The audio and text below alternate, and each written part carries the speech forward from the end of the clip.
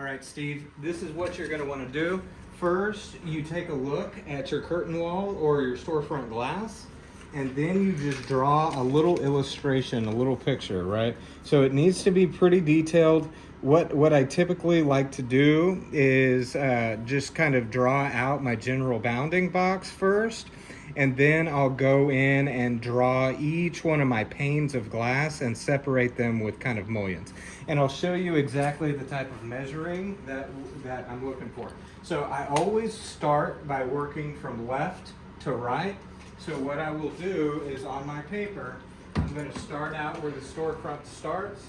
And right here, I'm taking my tape measure. And for this storefront, we're looking at an inch and, so that's 1.75 inches. So that's an inch and 3/4.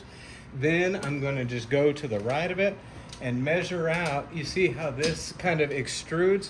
That doesn't do me much good. So I'm going to take it from the inside of the gasket, right? So I take it from the inside of the gasket to here, and we're looking at 47 1/4.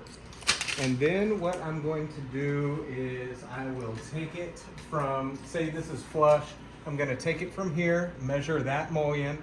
So that's going to be what, 2 5/8, a little bit more. And then I will measure this pane and so on and so forth. When you come to a door gap like this, I'll have you measure completely across, right? So you don't need to measure this part, then this part, then this part. Go ahead and just, if there's a door gap, measure all the way across it and we'll take it right there. So we're right at about 5.5 there, and we'll just come on and keep going down. A lot of times what'll happen is, like, say it's this kind of door, which is probably gonna be what you're looking at. We'll deal with that in a second, but you know, I'll measure out this little portion here, I'll measure out this portion here, what my glass size is on the inside, and just keep going across. So now we've gone all the way across with our horizontal measurements.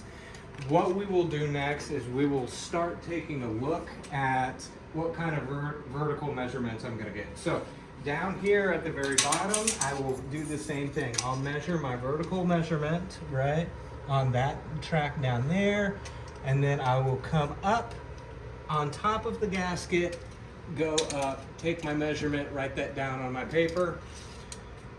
Then I will measure this, and this, and this, and just keep going all the way up until we get to our top frame. Anything above it, I'm not overly concerned about, but we'll need to get that top measurement there. A lot of times what you'll see is, like in this, if this was all flat in one piece, like this door didn't come this way and just continued off this way, what'll happen is I'll take the measurement here, right, and I'll take the measurement here, but we see a large step up. So the glass right here comes all the way down to where your heel would be, but the glass here comes up mid-ankle, right?